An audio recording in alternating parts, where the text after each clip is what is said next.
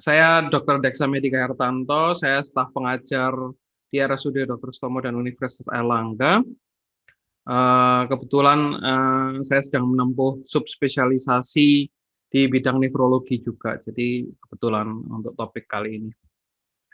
Jadi saya mulai, pada dasarnya gagal ginjal itu penyakit yang gampang-gampang sulit, bisa juga jadi sulit-sulit gampang. Jadi ini merupakan apa namanya tantangan bagi kita, utamanya dokter umum, kemudian dokter spesialis penyakit dalam, nefrolog untuk bisa melakukan tata laksana dari hulu hingga hilir. Itu sih yang penting, soalnya prevalensi penyakit ginjal kronis sendiri itu sangat tinggi. NKFK Doki aja prevalensinya tentang gagal ginjal di Amerika ini 3,3, bayangkan di stage 1, stage 2 ini total 6,3. Ini yang tidak, hampir sebagian besar di kita ini tidak ketahuan. Di mereka karena manajemen dan dari manajemennya dari hulu hingga hilir ini bagus, jadi sempat dilakukan penelitian hasilnya 6,3 untuk stage 1 2. Padahal gagal ginjal itu mulai bergejala itu di stage 3 sampai stage 5.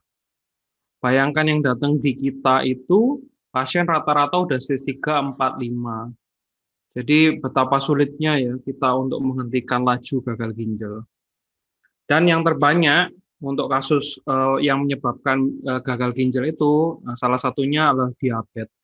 Oleh karena itu, kalau pernah dengar NKFK Dohi atau Kadigo itu membagi menjadi 3. Gagal ginjal yang disebabkan oleh penyakit ginjal, penyakit diabetes, penyakit non-diabetes, dan penyakit transplant atau kondisi transplantasi dari ginjal itu sendiri. Dok, kenapa kok transplantasi dihubungkan atau dikategorikan sebagai salah satu etiologi penyebab penyakit ginjal? Jadi transplant itu nggak, setelah dilakukan transplantasi itu kita itu nggak mutlak terbebas dari namanya ancaman penyakit ginjal. Ibaratnya dia ini menumpangkan satu macam ginjalnya, satu ginjal orang lain, terus kemudian ditumpangkan ke dalam tubuh pasien tersebut. Sama, kalau selama penyakit dasarnya tidak diatasi dengan baik, ujung-ujungnya organ transplantnya itu juga rusak. Nantinya juga karena ujung-ujungnya menyebabkan hal ginjal. Oleh karena itu, KDIGO itu atau NKFK Doki itu membagi menjadi 3, tapi yang terbanyak itu diabetes. Di kita, nah ini mulai dari tahun 2007 sampai 2015 penambahan jumlah pasiennya cukup masif ya. Jadi penambahannya itu tinggi banget. Terus pasien aktifnya ini tinggi banget di tahun 2015 terakhir, tapi update-nya terakhir ini juga tambah tinggi juga. Karena apa? Banyak faktor ya, karena penyakit ginjal sendiri itu multifaktorial. Oke, kita mulai dongengnya. Jadi saya pengen teman-teman di sini membayangkan kalau dalam tubuh itu ibaratnya ini tuh kota. Ini tuh kota, kemudian ini kota A, kota B, kota C, kota D, kota F, kota G, banyak ya. Antar kota ini dihubungkan oleh pembuluh darah. Nah, pembuluh darah ini menyuplai jalannya, merupakan contoh jalan dari mobil yang membawa makanan dan nutrisi untuk kota-kota ini.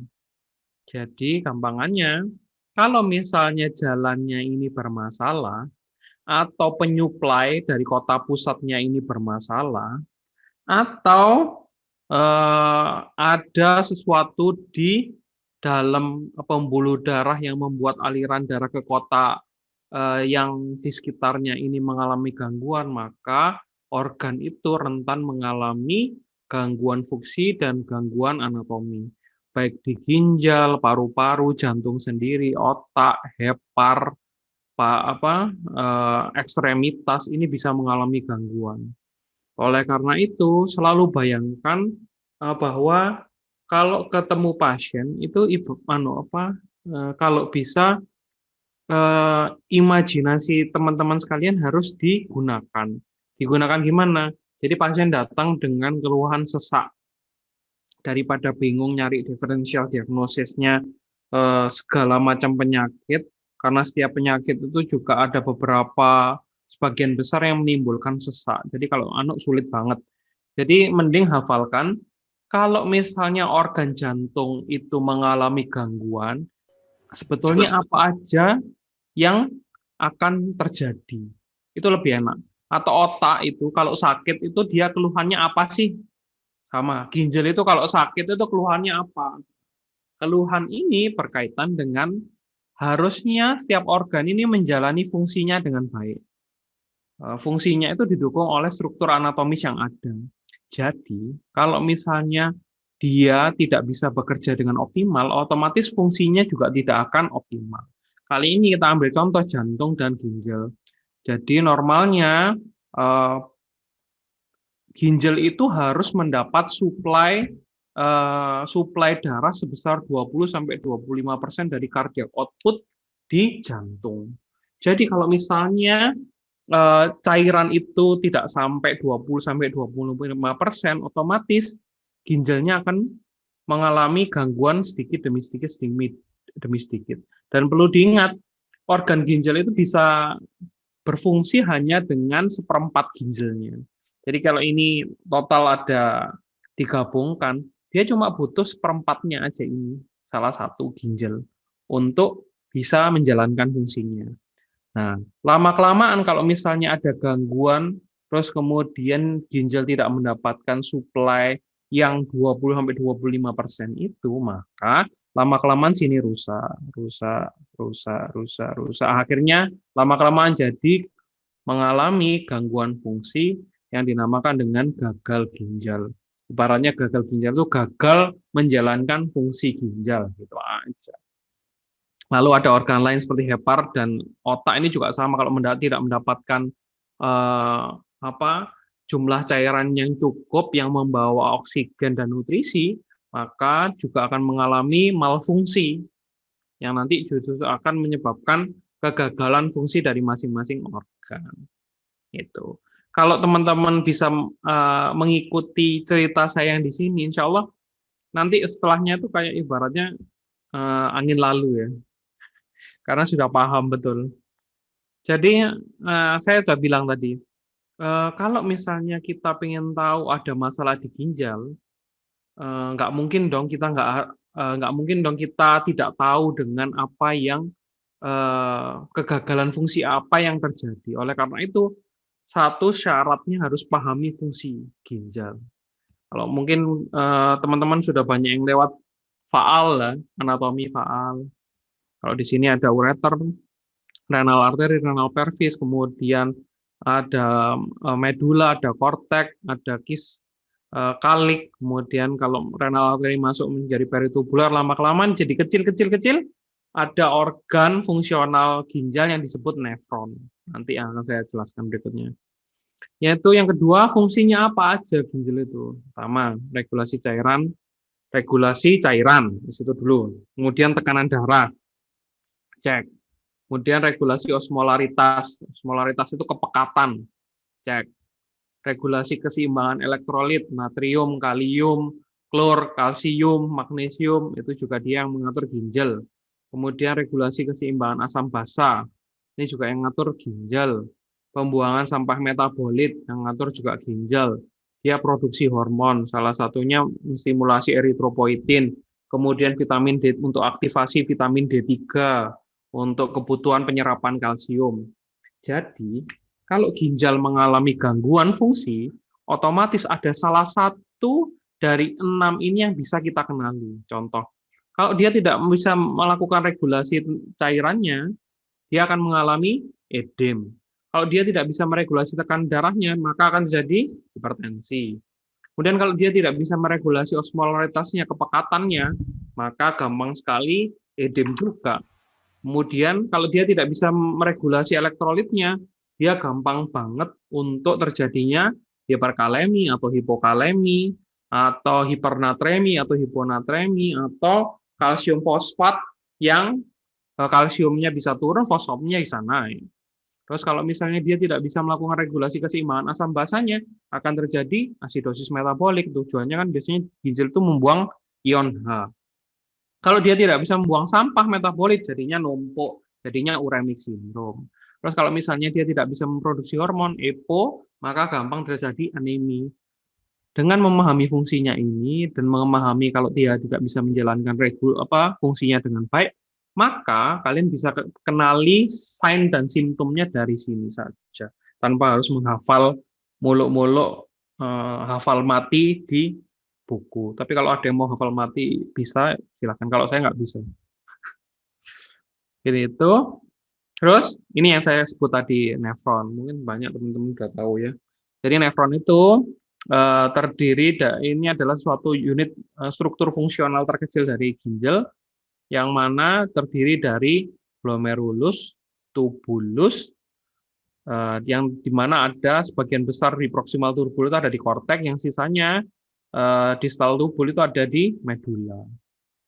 Jadi aliran darah masuk ke glomerulus, dari glomerulus kemudian disaring ke sini, yang sudah bersih dialirkan ke arteri eferan, kemudian di sini diproses, ada yang sekresi, reabsorpsi, kemudian dibuang jadi urin.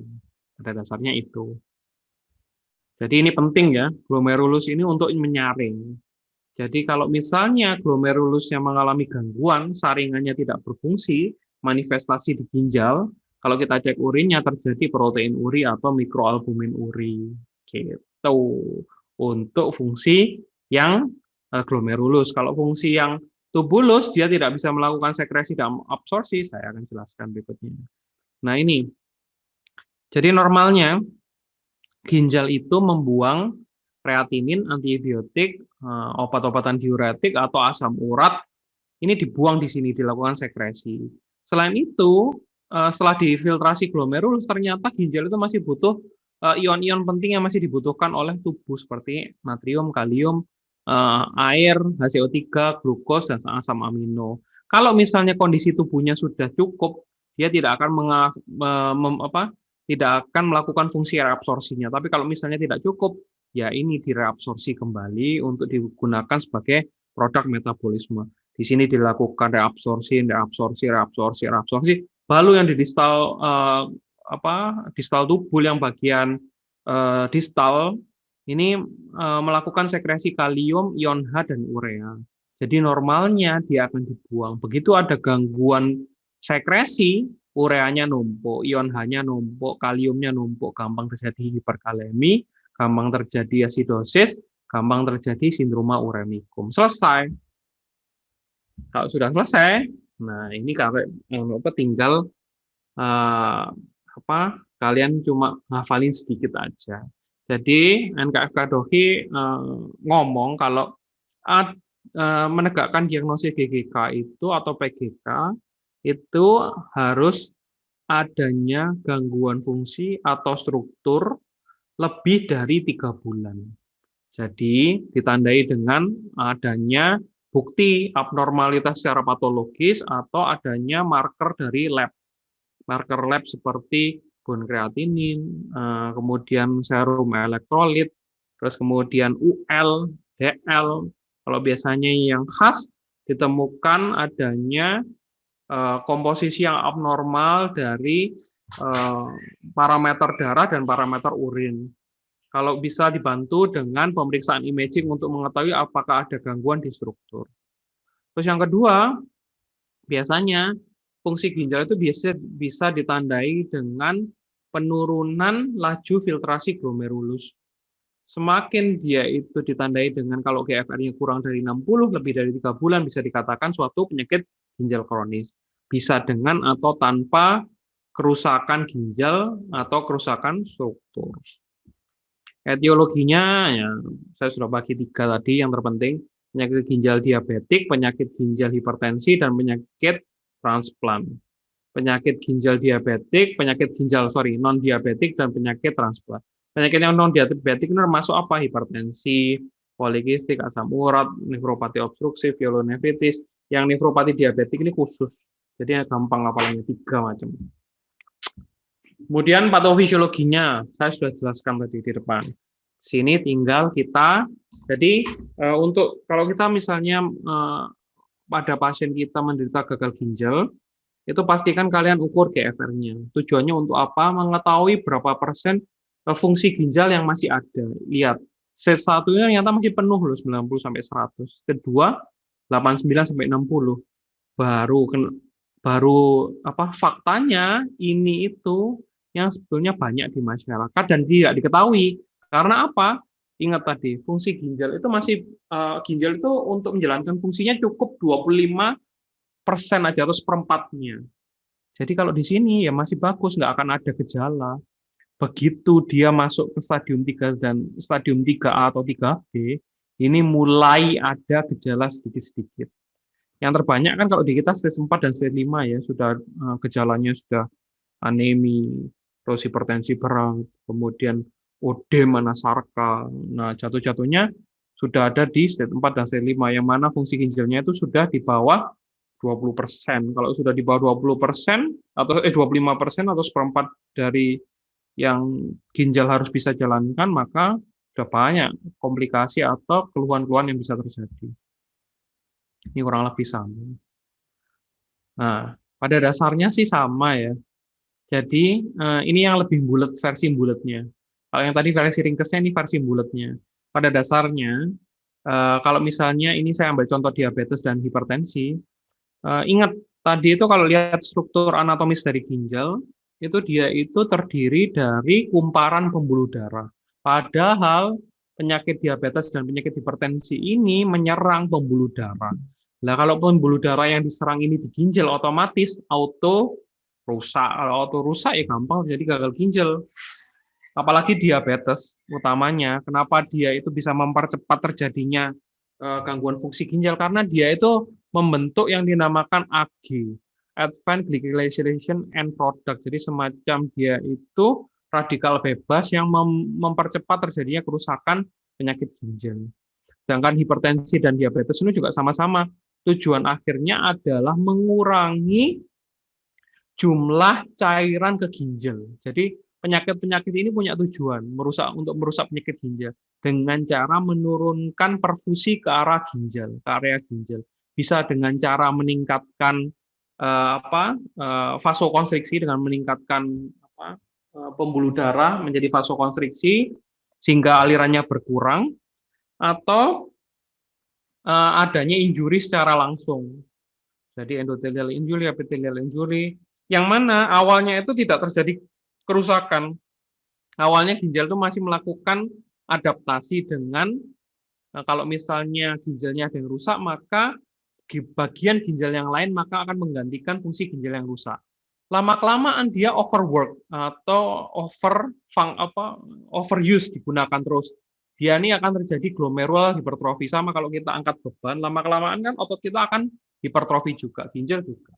Yang mana akan menyebabkan kalau hipertrofi terus-menerus tidak secara fisiologis, maka akan menyebabkan sklerosis. Nantinya akan menyebabkan fibrosis juga. Kalau kayak gitu sudah terjadi penyakit ginjal. Kalau dari mesangial injury akan terjadi formasi mikroaneurism atau mesangial expansion, glomerulosclerosis juga.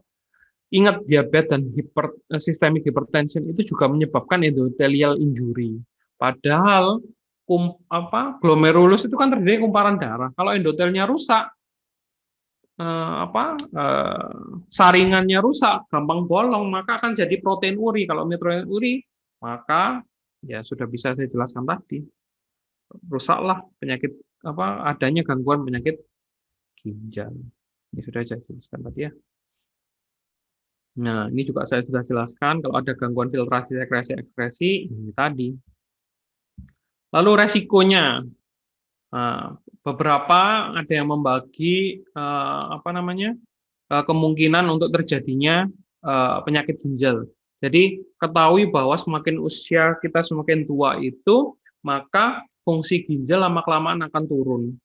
Karena apa? Lama-kelamaan tubuh kita saat tua itu akan mengalami yang namanya fibrosis, jadi tidak bisa melakukan regenerasi lagi.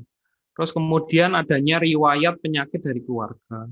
Kalau yang bisa dia itu directly bisa menyebabkan langsung kerusakan ginjal seperti diabetes, hipertensi, autoimun, penyakit infeksi sistemik, kemudian adanya batu, adanya obstruksi lower urinary tract atau drug toxicity. Kalau faktor progresif yang mempercepat kerusakan ginjal lebih berat lagi, kalau misalnya ada protein urea masif, tekanan darahnya lebih tinggi banget, 180 ke atas, terus kontrol gulanya lebih jelek, atau dia ini merokok, maka kalau dia sudah ada penyakit ginjal yang awalnya stadium 3, gampang jatuh ke stadium 5. Diagnosisnya tadi sesuai klinisnya. Kalau bisa tajamkan anamnesis dan pemeriksaan fisik kalian sebisa mungkin, karena apa? Ini mendukung sekali untuk kalian menegakkan diagnosis. Jangan lupa etiologinya dicari. Kemudian ada enggak sindrom uremik? Kalau sindrom uremik itu kalau misalnya bun kreatinin atau produk sisa dari tubuh tidak bisa dibuang di ginjal, maka dia kalau nempel di lambung maka jadi mual muntah. Kalau dia nempel di otak gampang ensefalopati uremikum. Kalau dia nempel di kulit gampang gatel, uremic skin. Terus kalau misalnya lambungnya sudah bermasalah, gampang itu kita kenali dengan uremic frost juga, bau urin saat dia ngomong atau nafas. Terus hati-hati juga cari gejala komplikasi yang mungkin. Kalau dia sudah ada di stadium 4, stadium 5, biasanya sudah ada komplikasi sih. Cari yang tadi ada gangguan fungsi ginjal, cari semua. Kemudian dari lab-nya standar ya, bun kreatinin, terus kalau yang utama DL, UL, terus kalau bisa periksakan asam urat, profil lipid untuk cari tahu penyakit yang mendasari.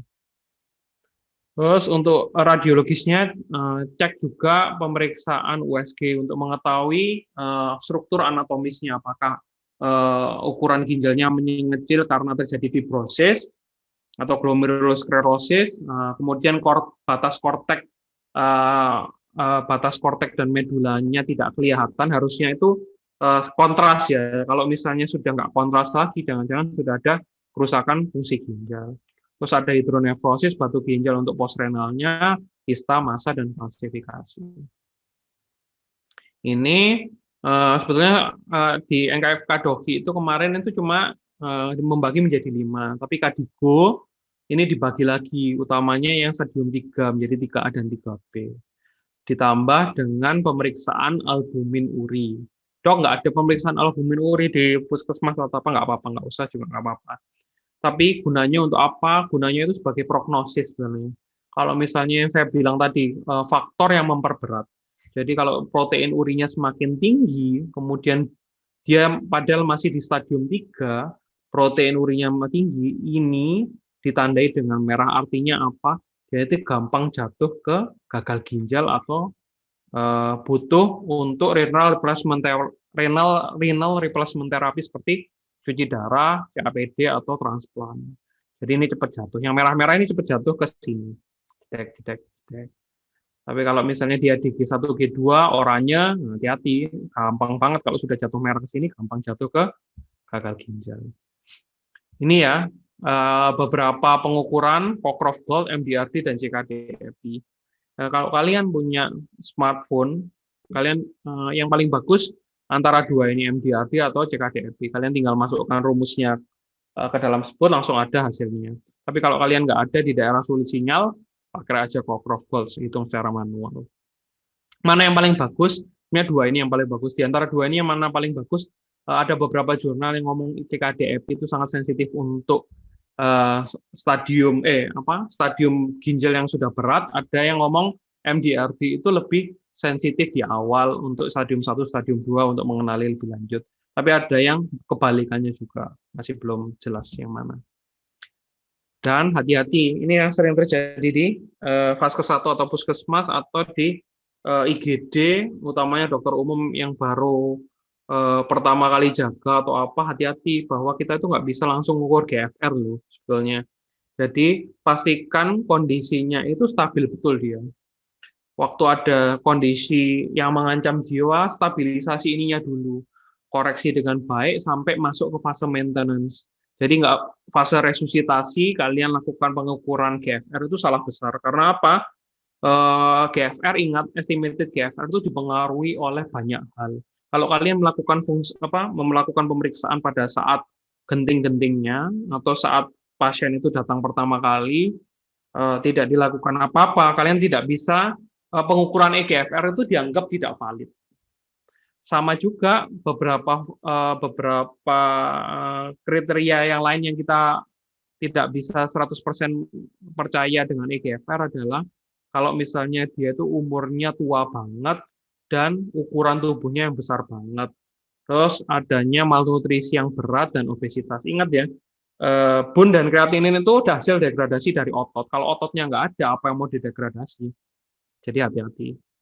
Terus kemudian adanya penyakit otot atau skeletal, kemudian adanya paraplegia atau quadriplegia, diet vegetarian yang tinggi, kemudian adanya perubahan fungsi ginjal yang mendadak, atau penggunaan obat-obatan. Lalu tata laksananya, ini sebagai sebetulnya kalau kita bisa menemukan di stage 1, stage 2 ini, tujuan utamanya adalah kita menghambat jangan sampai jatuh ke 3, 4, 5. Dengan apa? Terapi penyakit dasar, ketahui komorbid yang mungkin terjadi, evaluasi rutin dan memperkecil resiko terjadi kardiovaskular. Dengan apa? Dengan obat-obatan, pola hidup sehat, dan sebagainya.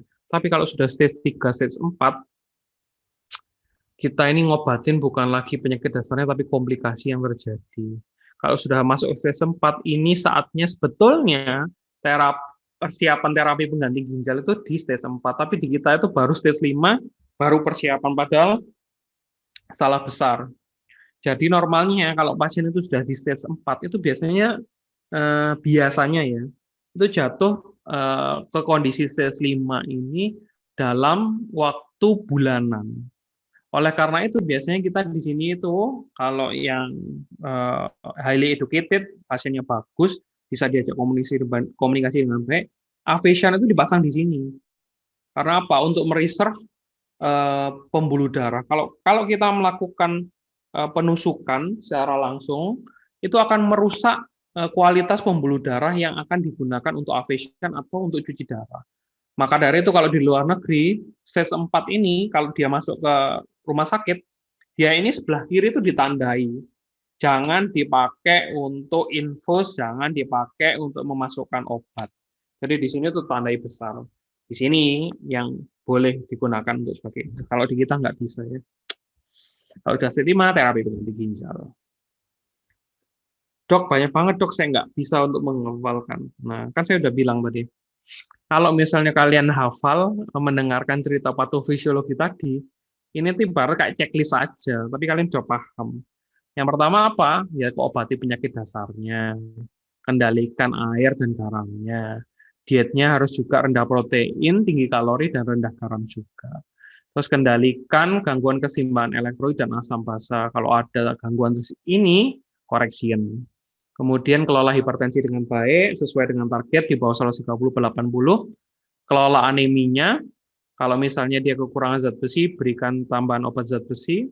Kemudian hati-hati kalau stage 4, stage 5, deteksi dan pengobatan infeksi. Karena kalau sudah terjadinya infeksi, orang yang penyakit ginjal kena infeksi, itu sebelumnya dia itu stadium 2 bisa jatuh ke stadium 4 atau 5. Jadi deteksi dini dan obati dengan segera.